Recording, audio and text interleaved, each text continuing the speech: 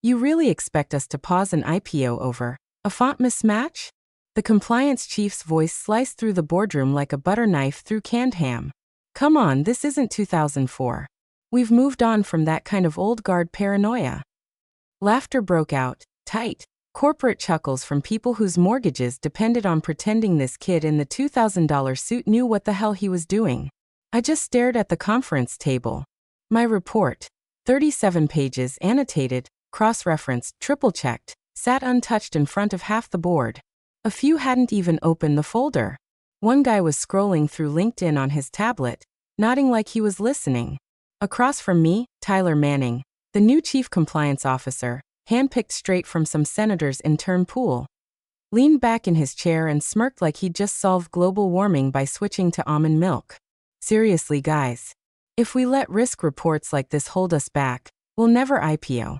The market doesn't reward fear, it rewards innovation. The chairman nodded. Well said, Tyler. Let's not waste time on legacy procedures. Legacy procedures. That's what they called the data architecture I spent a decade building to keep this company from getting its ass handed to it by regulators. Legacy is what they call a seatbelt when the new guy wants to drive straight into a wall because airbags are cool now. I cleared my throat. My voice didn't crack, but it was close. Section 12.2 of our compliance framework, written and approved by legal, finance, and external audit, mandates a full review of document integrity in all disclosed datasets prior to a public offering. That font mismatch? It means the Q2 report was retroactively edited. That's a red flag for. Tyler raised his hand like I was a kindergartner asking too many questions during nap time. We've already checked it with the new software suite. Everything's fine. And even if it was edited, which it wasn't, it was to correct a typo. Calm down. Who corrected it? Silence. I let it hang there. No one answered. Because no one knew. And that was the damn point. I looked around the room. No one met my eyes. Not the CFO. Not the chairman. Not Janice from legal, who used to call me at 11 p.m. in a panic about metadata discrepancies before quarterly audits. I wasn't a colleague anymore. I was a delay. An inconvenience. A box to uncheck. Tyler smiled wider. Look, no offense, but some of us are trying to get this company to the next level. We appreciate your service, really, but we're streamlining. We don't need to over-engineer the wheel. That got another round of chuckles. Someone muttered something about boomer paranoia. I'm 49. I nodded slowly, shut the folder in front of me, didn't bother picking up the stack of exhibits I'd prepared. I didn't look at anyone when I stood up, but I did say one thing before I walked out. Server 7. If you touch it, make damn sure you know what you're deleting. Tyler raised an eyebrow. We've already migrated everything to cloud storage. We're not in the Stone Age. I didn't reply. Just walked. Down the hall. Past the marble reception desk they installed last quarter to elevate the brand. Past the framed Fast Company article with Tyler's smug face on it, holding a reusable coffee cup and talking about reinventing enterprise ethics. I could feel the blood rushing in my ears. Not just anger, betrayal. I'd trained 2 of those directors myself when they first joined. Built this company's compliance backbone from scratch, while Tyler was still learning how to write a cover letter. And now I was a punchline. A cautionary tale about what happens when you care too much about the rules. Outside, the sky was that weird gray-yellow color that shows up before a thunderstorm. I lit a cigarette for the first time in 12 years. My hands were shaking so hard I damn near lit my eyebrow on fire. Legacy. Funny word, that. Usually gets brought up at funerals. And right then, I knew something they didn't. This wasn't my funeral that I didn't even go back to my office. Just walked straight to HR with the smell of Tyler's smugness still stinging my nose. The receptionist, Melissa, blinked like I'd walked in with a shotgun. Hey, Mr. Caldwell. Everything okay? I handed her my badge. She blinked again. Effective immediately, I said, my voice low and flat. You'll find the resignation letter on my shared drive. Folders labeled good luck. She opened her mouth to say something. I could see the confusion, the need to ask if I was joking, if this was part of some dramatic negotiation tactic. But I was done. Not just with the job. With the whole damn performance. The meetings. The jargon. The hollow nods from execs pretending they understood the systems we built to keep their names out of prison. I walked past the floor-to-ceiling values wall near the elevators. 5 words etched in steel: integrity, innovation, agility, trust, transparency. Should have carved them into a urinal. At least then someone might have looked at them every day. When the elevator doors closed, I finally exhaled. Shame boiled under my skin, thick and metallic. I'd been loyal. Not stupidly loyal. I'm no martyr. But committed. I'd gone blind from screen fatigue building those audit trails. Stayed up nights drafting policy so airtight a cockroach couldn't sneak through without triggering a federal compliance notice.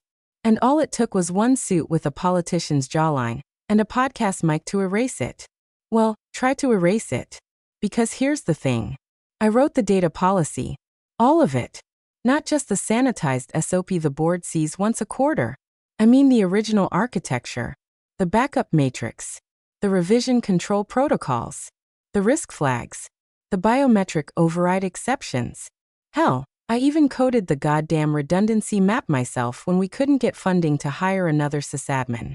And buried in that matrix, nestled like a loaded mousetrap in an empty pantry, was a little clause under section 12.2.4.3. Server 7 shall house an immutable, time-stamped, air-gapped repository of compliance-sensitive disclosures. Deletion shall require a 3-party confirmation: legal, audit, and executive. 3-party, which they never got. Because legal never even saw Server 7. You know why? Because only 2 people ever accessed it. Me, and a failsafe script that ran once a week on a power cycle that didn't show up on Tyler's pretty little dashboard. It didn't run on the cloud. It didn't live on the flashy AWS node the CTO liked to brag about at investor conferences. It sat behind a reinforced panel in a climate-controlled subroom nobody, but facilities even remembered existed. The same room I personally relabeled janitorial storage, paint supplies 6 years ago. So yeah, I walked out of that building with shame clinging to me like diesel stink. But under it, deeper, quieter, there was something else. A certainty. They'd just ripped out the last working airbag from a car they were planning to launch off a cliff. And they were too drunk on buzzwords to notice the smell of burning brakes. In the parking garage, I passed Tyler's car, a leased Audi with plates that said Ethics 1. I smiled. If he ever dug far enough, he might find the right command to open the gateway to Server 7. But that would mean he read the policy. And reading, as we both knew, was for the paranoid point. 2 weeks after I walked out, I found Tyler's face staring at me from a CNBC autoplay video while I was trying to read the damn weather. That perfect jawline grinning like he invented integrity. Lower third read. Youngest compliance chief in sector prepares flagship IPO. I didn't click play. I didn't need to. I could already hear the words. Streamlined risk architecture. Legacy-free compliance. We've modernized internal oversight with a cloud-native mindset. A cloud-native mindset. Jesus wept. My phone buzzed. My buddy Ron from accounting had texted me a screenshot of Forbes' online cover story. Tyler again, holding a laptop like he knew how to use it. The title? The New Guard, Disrupting Governance Before 30. Ron's message below it. Tell me this is a joke. They quoted your retention clause as his innovation. I laughed hard enough I choked on my coffee. Because that's exactly what was happening. Every control I wrote, every safeguard I built, every buried tripwire wrapped in procedural language, so dry it could powder drywall. He was repackaging it in Gen Z TED Talk bullshit and calling it revolutionary. Investors were eating it up. The IPO was on track to launch within 60 days. They'd shaved 6 months off the original schedule. All thanks to lean compliance and AI-enabled risk scoring. Whatever the hell that meant. I sat at my kitchen table, in sweatpants and a hoodie with a rip under the armpit, reading news articles quoting people I trained about systems they barely understood. They talked about agility. Tyler called the old compliance model too dense for the modern investor. Said he'd made the complex simple. Yeah, by deleting half of it. There was something almost poetic about it. Watching them sprint toward a finish line with their shoes untied, and no idea they were running on a frozen lake. I'd done what I could. Years ago, I realized that systems only survive if they can withstand arrogance. It wasn't enough to be secure, it had to be idiot-proof. Resistant to short-sighted egos in $3,000 suits who think PowerPoint counts as due diligence. So I'd written my safeguards to be self-enforcing, slow to trigger, easy to overlook, but absolute once violated. The media didn't know that, of course. Neither did the shareholders. All they saw was a rocket ship. I saw a time bomb in a tuxedo. That week, the company made the front page of the journal. Phrases like explosive growth, next-gen governance, IPO darling peppered the piece. Tyler got quoted again. Something about embracing risk as a feature, not a flaw. I nearly spit out my bourbon. But the part that really got me? A pull quote at the top of the article, printed in bold. There's nothing to fear when you've deleted the past. I stared at those words for a long time, because I remembered the last time I heard something like that. It was in a meeting, years ago, back when we were still building out the compliance tree. A junior exec wanted to remove the audit history logs to make the interface cleaner. You can't fix what you can't see, I told him. And you can't see what doesn't exist. Tyler must have been listening back then. But not to me. To the exec who got fired 6 months later for falsifying vendor reports. And now here he was, on TV, in print, on podcasts, talking like the laws of digital evidence didn't apply if you just believed hard enough in disruption. I didn't rage. Didn't scream. Didn't type some anonymous LinkedIn post about toxic leadership. I just leaned back in my chair, opened a folder on my private backup drive, and scrolled until I found it. Server 7_archive trigger.exe. Last modified, 16 months ago. Status dormant. It didn't destroy anything. It didn't leak. It didn't hack. It didn't sabotage. It just recorded. Immutable. Timestamped. Redundant. And it was sitting there, quietly, waiting for a subpoena. I closed the folder and took a sip of bourbon. Let them IPO. Let them race. They were the ones who pulled out the brakes. I just built the hill. The first crack didn't come with a bang. It came with a politely worded email from the SEC. A routine pre-IPO request. Standard checklist. No cause for alarm. Except anyone who's been in the game long enough knows the phrase routine inquiry from the SEC is like hearing a rattlesnake say hello. It means someone's sniffing. And when they sniff, it's not for fun. They wanted 5 things. Historical financial statements, audited. Insider trading declarations. Current compliance framework. Offsite data retention logs. A full copy of the mandatory disclosure backup, as per internal policy. Item 5. That was the quiet gunshot. Because that request? That wasn't random. That was someone at the SEC doing their homework. Someone who dug into our filings deep enough to find the dusty corner of the data policy that every exec skipped over like it was the terms and conditions on a software update.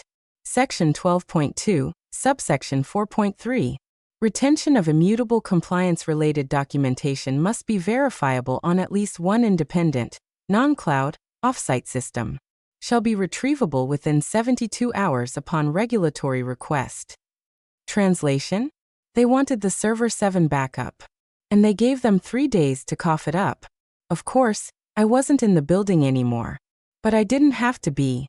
Word travels fast when panic hits. Especially when no one knows where the hell Server 7 even is. Tyler and his streamlined compliance team started clawing through their new systems like rats in a grain silo. They sent panicked requests to IT, legal, even facilities, asking if anyone had ever heard of an off-site archive server. One IT guy I used to mentor, Julian, texted me at midnight. Hey man, did we ever actually have a Server 7? Or was that just a test instance or something? I stared at that message for a long moment, then typed back. It's in the policy. No reply. Meanwhile, the board released a statement to shareholders. All regulatory requests are being addressed promptly. The company's data infrastructure is state-of-the-art and fully compliant with SEC standards. Which was hilarious, considering Tyler's entire model of modernization boiled down to delete old systems, replace them with a prettier dashboard, assume that counts as progress. The truth? Server 7 had been air-gapped for years. Not because I didn't trust the cloud. Hell, I helped design half of their Azure protocols. But because regulatory compliance isn't about trust. It's about proof. About showing that the digital paper trail can't be tampered with. That's why I'd tucked it in an off-site storage room, behind a false utility panel. No network access. No remote wipe. No autodeletion. Just a rotating log of every version of every mandatory disclosure packet from the last 6 years. Ironclad. Signed. Sealed. And now they needed it. And they didn't have it. I could picture it. Tyler pacing his office, sleeves rolled up like he was actually going to touch a server himself, barking half-understood buzzwords at engineers who were too afraid to admit they had no idea what he was talking about. They thought this was a bump. I knew better. This was the part of the movie where the villain starts to sweat, right before they realize the hero planted the bomb in their briefcase 3 acts ago. Because this wasn't sabotage. This wasn't revenge. This was gravity. And gravity don't care how fast you think you're moving. Only how hard you're about to hit. 3 weeks before I left, back when I still bothered showing up to Friday culture sinks, Tyler strolled into the break room with that same cocky swagger like he'd just discovered fire and couldn't wait to monetize the smoke. "Guess what I did today?" he said, grabbing a kombucha from the fridge like a frat boy grabbing a beer before a shotgun contest. I didn't answer. Just kept stirring powdered creamer into my coffee, like the taste of mediocrity might somehow drown the sound of him talking. "Cleaned out a ton of ancient junk," he said, popping the cap. "Servers that haven't been touched in years. Total boneyard crap. You should have seen it. Half the stuff wasn't even labeled properly. Just cables and dust and like one machine that looked like it came out of Fallout." I didn't say anything. But I remember the knot in my gut tightening. "What rack?" I asked, without looking up. He laughed. "Shit, I dunno. Some off-site storage unit over in Franklin. Took the interns an hour just to get inside. Real Crypt Keeper vibes. We shut it all down. Wiped the drives. Told facilities to repurpose the space." The spoon froze in my hand. Franklin. That was it. That was the location. The one nobody outside a 5-person window even knew existed. The place I personally installed, because I didn't trust the idea of critical backups existing only in places Tyler's password could reach. Server 7. He'd deleted it. Bragged about it. Wiped the one system. The only system. Mandated in the clause he never even read. The clause I wrote in a sweatbox apartment with a portable AC unit and a mountain of audit reports in 2017, after watching another company eat a $19 million fine for data misplacement. I remember that moment clearly. The cheap lights humming. The sound of the vending machine coughing behind him. The interns laughing like hyenas in the hallway about old tech. And Tyler, holding court like a preacher selling salvation in exchange for a few more percentage points on his bonus. I didn't argue. I didn't even blink. Because in that instant, I understood something. I was free. See, most people think revenge is something you have to do. A plan. A plot. A final act of glorious retribution. But sometimes revenge just happens when arrogance meets architecture. Server 7 wasn't built to embarrass anyone. It wasn't a trap. It was insurance, written in blood, sweat, and 6-hour audit calls. It existed because I knew. One day someone like Tyler would come along and say, "What's this dusty old box doing here?" Right before lighting the fuse. And now here we were. He thought he was cleaning house. What he did was shred the parachute before the plane even took off. The best part? The logs. Oh, the beautiful, time-stamped logs. Every access. Every query. Every shutdown.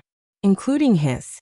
So when the SEC asked where the backup was, and legal asked IT if they could recover the records, they'd find one name in the deletion certificate. Tyler J. Manning. Authorized by no one. Confirmed by no one. And filed without audit oversight, violating not just internal policy, but 2 federal standards and one very important bullet point on their S1 registration. I sat on my porch that evening, a little breeze rolling in, the last light of the day turning the trees gold. I didn't smile, didn't toast the gods of karma. I just watched the sun go down and thought, "You did this, Tyler." Not me. I just built the damn window. You were the one who jumped through it. They showed up on a Tuesday. Of course they did. SEC never does Mondays, too obvious. And never Fridays, too kind. Two agents, gray suits, no smiles. The kind of presence that doesn't raise their voice because they don't have to. They just walk in, flash badges, and let the silence do the rest. They were escorted into the 12th floor glass conference room around 9:43 a.m. According to the internal timestamp someone leaked later. No fuss. No press. Just two government hounds with a printed checklist, and the eyes of people who've seen behind too many curtains. Word spread like bleach in a waterline. By 10:15, legal had convened an emergency coffee huddle. By 10:22, the CFO canceled a golf trip. By 10:35, the air smelled like toner and fear. Tyler, of course, tried to manage the situation like it was a podcast appearance. Calm hand gestures, tight smiles, lots of buzzwords. But the lead investigator was old school. He didn't blink at the confidence. He just asked one question. We'd like the immutable compliance backup per section 12.2, specifically the one maintained on what your documentation refers to as Server 7. That's it. That was the detonation. Tyler froze for half a breath too long. Tried to pivot. Right, of course. So, Server 7, I believe that's been migrated. We're fully cloud-based now, so any files you're looking for would definitely be retrievable from our primary node. The investigator raised an eyebrow, slow and deliberate. We'd still like the original, unaltered copy. Offsite. Non cloud. Server 7. Tyler laughed. And that was his mistake. Because you don't laugh in front of the SEC. You don't spin. You don't charm. You answer. You comply. Or they stay. He started stammering about digitization and streamlining legacy architecture, about how certain redundancies had been removed for efficiency, about how they'd cleaned up infrastructure. They let him speak. Let him twist. At 11:03 a.m., I got a text from Julian, the same IT guy who messaged me about Server 7 weeks earlier. They're here. SEC. Asking about your server. My thumb hovered over the screen for a second before I replied. Tell them to check the facility's decommission log. Franklin site. March 3rd. Because here's the thing about government investigators. They don't get mad when you screw up. They get quiet. And when the SEC gets quiet, your IPO window starts shrinking like a raisin in a sauna. By noon, Tyler had sent 4 different engineers to try to locate alternate backups. They scrubbed every cloud node, every Google Vault archive, every SharePoint instance like they were defusing a bomb they'd already swallowed. Nothing. Because Server 7 didn't have a backup. It was the backup. That was the whole point. Air-gapped. Physically isolated. Designed to sit outside the daisy chain of corporate recklessness and be activated only when federal eyes came sniffing. Which they now were. I imagine the moment they realized it was gone. The way Tyler's face must have dropped when someone from IT whispered, it was wiped. Decommissioned. No archive found. I imagine the way the SEC agents looked at each other, then slowly packed their folders. Not because the interview was over, but because the real work was just beginning. Subpoenas. Forensic audits. Suspension of IPO activity pending review. You could probably hear the collective sphincter of the board tighten from across state lines. Me? I was watching a live stream of a raccoon eating Cheetos in someone's backyard when Julian texted again. Tyler just left the room. He looks wrecked. I didn't smile. Didn't gloat. I just leaned back, took a long sip of black coffee and whispered. The trap wasn't sprung. He walked right into it, whistling. The next 72 hours inside that building must have felt like a hostage situation with a timer taped to a bag of wet dynamite. By Wednesday morning, internal meeting logs showed Tyler had booked himself into 8 emergency syncs before lunch. Legal, board, audit, investor relations, even facilities. One of them lasted all of 9 minutes. That's how long it took for Janice from legal to snap. If you don't have the files, stop pretending you might. The man who once told the board that compliance is a mindset, not a paper trail, was now drowning in a paper trail with his name on every page. And the paper? Missing. The board was furious. IPO partners had already advanced press materials, teaser decks, equity modeling. Millions, tens of millions, had been poured into prep. Investor confidence was the whole game. And now, confidence was leaking like radiator fluid in July. I heard from someone in finance that one of the board members threatened litigation in the middle of a call. Another one allegedly said, "I don't care if we have to resurrect the old compliance guy, find that file." Ah yes, the old compliance guy. I was sitting at home, barefoot, dipping day-old pizza in ranch, watching it all play out in frantic Slack leaks and panicked texts. Julian again. Tyler just asked if anyone remembers who signed off on the legacy policy. I typed back, "Tell him to check the authorship line on page 1. Because he never read it. None of them did. But if he had, he'd have seen it.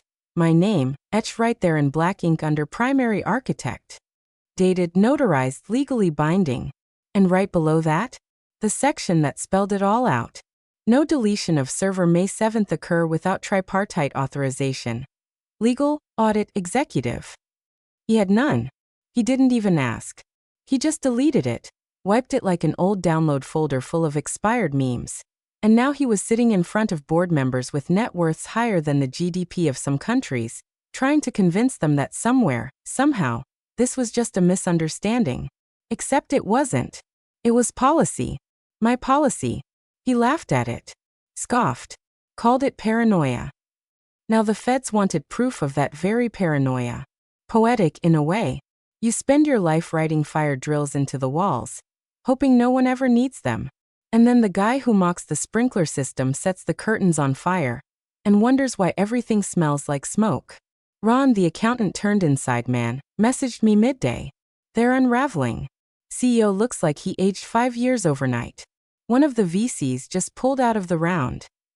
Another message 5 hours later. Someone asked Tyler if he had any personal liability. He went pale. I bet he did. Because while I didn't engineer their collapse, I also didn't stop it. That's the thing about policy, it's not a seatbelt. It's a detonator if you ignore it. The IPO clock was ticking. The SEC had gone quiet. No more emails. No more calls. Just silence. The kind of silence you hear right before they drop the hammer. I looked out my window as dusk settled in, phone glowing with chaos I didn't cause. And I thought, I built them a bunker. He turned it into a sandbox. Now the tide was coming. By the end of the week, they stopped pretending it was a hiccup. The press release hit early Friday morning. Quiet, buried under fluff stories and AI-generated think pieces. Company postpones IPO amid regulatory review. Not cancelled. Not dead. Just postponed. Like a funeral that hasn't been scheduled yet because the body's still twitching. But anyone in the game knew what it meant. You miss your window in this market? You don't get a second one. Not unless you're Apple. Not unless you're clean. And they weren't. Investors started peeling off like paint in a fire. One of the lead underwriters pulled out completely. A second firm reevaluated their risk posture. The internal valuation, once pegged at $1.4 billion, bled nearly $500 million overnight. And the SEC? Oh, they came back. Not with questions this time, but with subpoenas. Broader scope. Deeper teeth. Words like disclosure inconsistency and willful misrepresentation floated through the financial press like blood in the water. That's when Tyler vanished from the website. No more smug quotes. No more guest appearances on fintech panels. No more ethics-forward compliance bullshit. The company line was that he had resigned to pursue other opportunities. Translation. He got thrown under the nearest bus, and the board made sure it had snow chains on.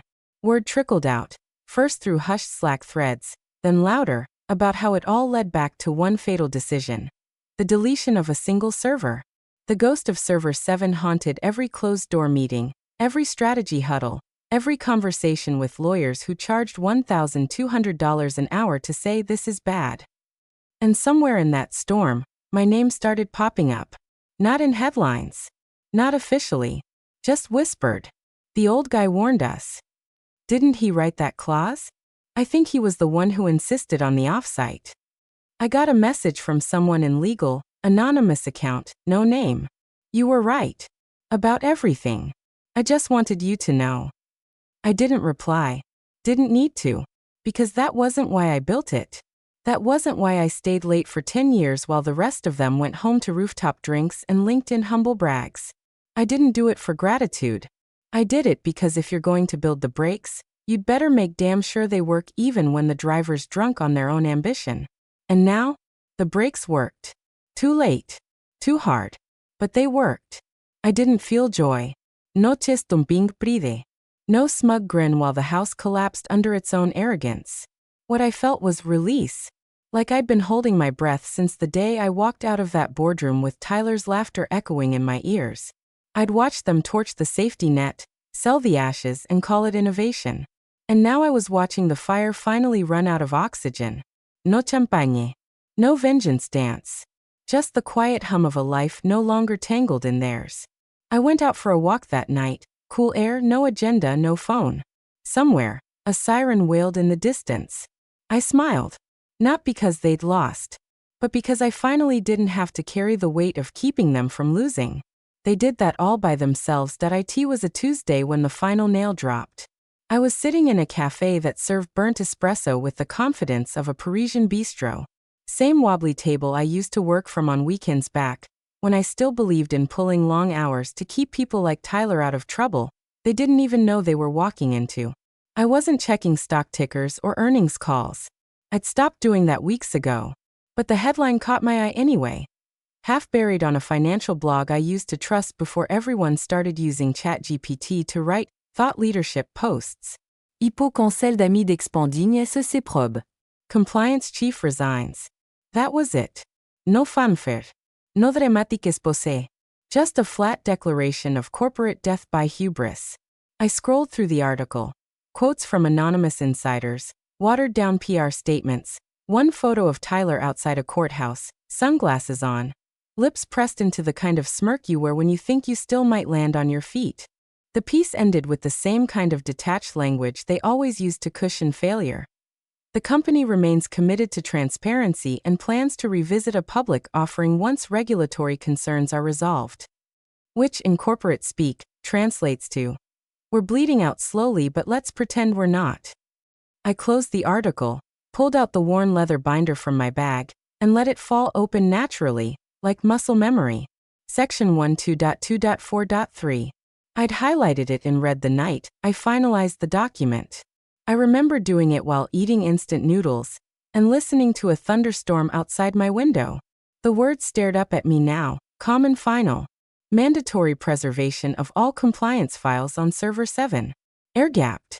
Unalterable. Destruction without tri-party authorization constitutes breach of fiduciary and legal duty. Tyler never saw it. He signed the updated policy without reading, probably too busy practicing TED Talk lines in the mirror. And that was the irony, wasn't it? He thought deleting a server made a problem disappear. But deletion is never the end. It's just a breadcrumb, a gap in the chain, a shadow that someone somewhere always notices. He wasn't brought down by sabotage. He was brought down by procedure, by protocol, by the one thing men like him always forget until it's too late. Paper remembers. I sipped my burnt coffee, the bitterness anchoring me. No one would thank me. No one would throw a parade. The company would survive, probably rebrand, shuffle the board, slap on a new coat of paint and call it leaner. Tyler would land some advisory gig through his dad's network. Investors would move on. But the moment was mine. Quiet. Complete. They'd laughed when I warned them. Mocked my caution. Called it fear. Now the feds were quoting the exact policies they once ignored. And me? I wasn't angry anymore. I wasn't even smug. I was still. At peace, in a way I hadn't been in years. Because in the end, I didn't need to destroy them. I just needed to walk away and let gravity handle the rest. I flipped the binder shut and whispered the truth one last time. Just loud enough for myself. I didn't delete anything. I just wrote the rules. He was the one who broke them.